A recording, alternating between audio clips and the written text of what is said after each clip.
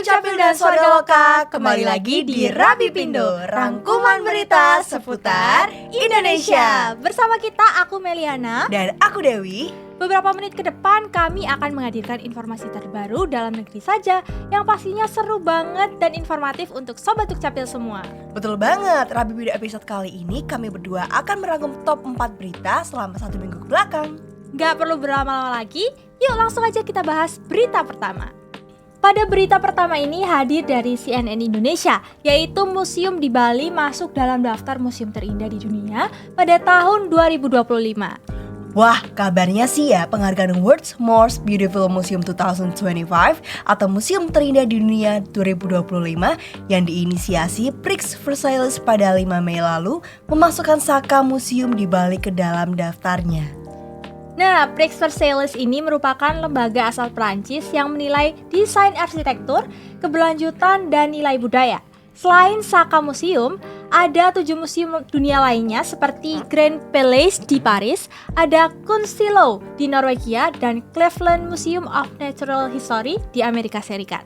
Yang masuk museum terindah di dunia 2025 versi Prix Versailles. Penghargaan tersebut diberikan kepada museum yang tidak hanya memiliki arsitektur luar dan dalam yang memukau, tapi juga mampu memberikan pengalaman bermakna bagi pengunjung yang mencerminkan nilai budaya, inovasi, dan keunikan lokasinya. Nah, kalau kayak gitu Sobat Dukcapil, berarti Saka Museum ini memiliki seluruh nilai-nilai itu. Salah satu contohnya yaitu Subak, The Ancient Order of Bali, membuka wawasan tentang sistem irigasi dan pura air tradisional Bali yang sudah diakui UNESCO dan menjadi bagian yang penting dalam kehidupan masyarakat selama ratusan tahun. Wah, keren sih. Akhirnya salah satu museum di Indonesia ada yang masuk dalam penghargaan dunia. Semoga hal ini bisa menjadi semangat kita semua sih untuk memperdulikan museum-museum di Indonesia, kearsipan dan lain-lain. Iya betul, aku setuju banget. Amin banget lah ya, setelah ini kita sama-sama peduli terhadap Museum Indonesia. Berita kedua ini merupakan berita peristiwa yang tetap dikutip oleh CNN Indonesia Sobat. Pos Gunung Api melaporkan Gunung Merapi yang berada di Kabupaten Agam dan Kabupaten Tanah Datar, Provinsi Sumatera Barat, meletus pada Rabu 14 Mei pagi pukul 9.42 waktu Indonesia Barat, dengan tinggi kolom abu mencapai 1.600 meter di atas puncak gunung. Kata petugas PGA Gunung Merapi, yaitu Teguh, kolom abu teramati berwarna kelabu dengan intensitas tebal condong ke arah timur laut. Erupsi ini terekam di seismograf dengan amplitudo maksimum 30,4 mm dan durasi sekitar 1 menit 2 detik. Saat ini Gunung Merapi berstatus waspada atau level 2. Pusat Vulkanologi dan Mitigasi Bencana Geologi atau PVMBG mengeluarkan sejumlah rekomendasi, antara lain melarang masyarakat, wisatawan, atau pengunjung berkegiatan di dalam radius 3 km dari pusat aktivitas, yaitu Kawah Verbek. PVMBG juga mengingatkan ancaman potensi lahar dingin, terutama bagi masyarakat yang bermukim di sepanjang aliran sungai yang berhulu dari puncak gunung api. Kondisi tersebut terutama saat terjadi hujan atau musim hujan. Kemudian, kata beliau, apabila terjadi hujan abu, masyarakat diimbau menggunakan masker penutup hidung dan mulut guna menghindari gangguan saluran pernafasan. Nah, berita barusan kan mengenai berita peristiwa gunung. Berita selanjutnya ini juga datang dari berita peristiwa Gunung Semeru yang dikutip oleh Suara Surabaya.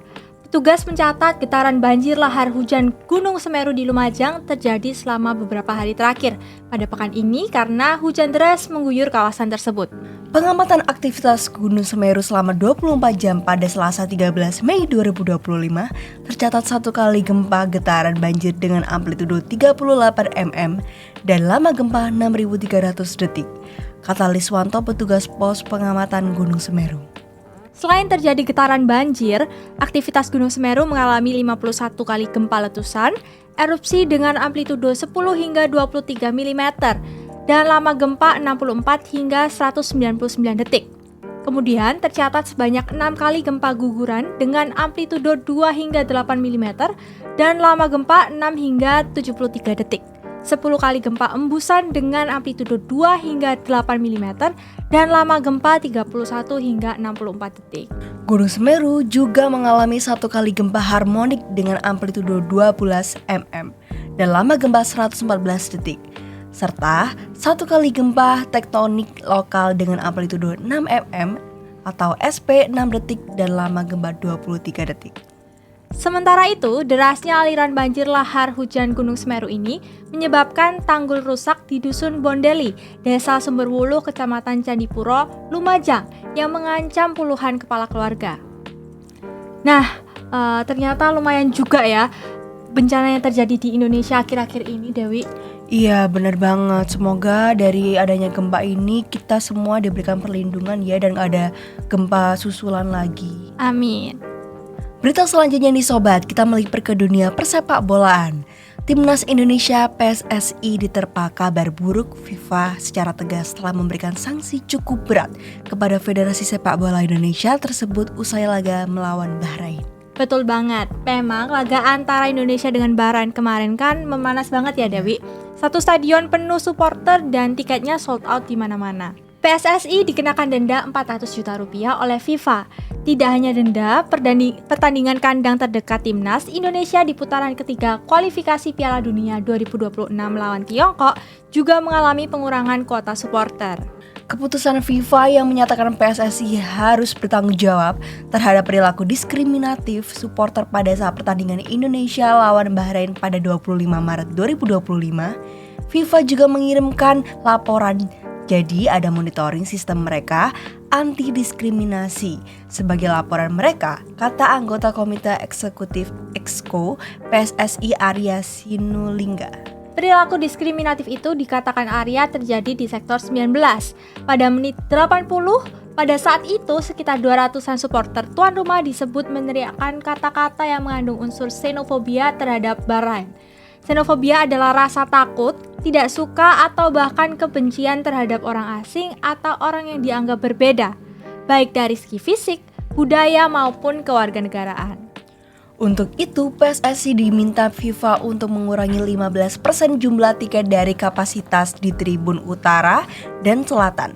PSSI juga harus memberikan rencana pemetaan tempat duduk kepada FIFA 10 hari sebelum pertandingan Indonesia versus Tiongkok digelar. Laga terdekat Timnas Indonesia adalah menjamu Tiongkok. Laga ke-9 putaran ketiga kualifikasi Piala Dunia 2026 akan digelar di Stadion Utama GBK, Jakarta pada 5 Juni. Nah, bagi Timnas Tiongkok, ini adalah kesempatan langka. Mereka harus memanfaatkan peluang untuk memenangi laga tandang ini dan mengerahkan segenap kemampuan mereka agar dapat melampaui Indonesia dan lolos sebagai peringkat keempat grup. Nah, semoga hal-hal seperti ini nggak terjadi lagi ya di Indonesia karena itu cukup merugikan Indonesia. Iya, benar banget. Dan berita itu merupakan berita terakhir yang menutup episode Rabi Pindo hari ini. Semoga informasi yang kami berikan bisa menambah pengetahuan kalian tentang perkembangan terkini di Indonesia ya.